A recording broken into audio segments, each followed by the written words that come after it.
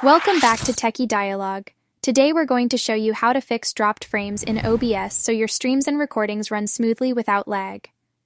In this video, I'll walk you through simple steps that can drastically reduce skipped frames and improve performance. Step 1.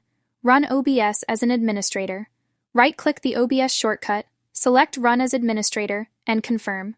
This gives OBS priority in your processor, so it won't get slowed down by other programs like games, music, or Discord, which can cause dropped frames. Step 2.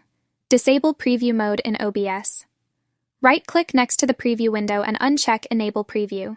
This reduces the load on your CPU or GPU because OBS no longer has to render the live preview while streaming or recording. Step 3. Minimize overlays and extra sources on your scenes.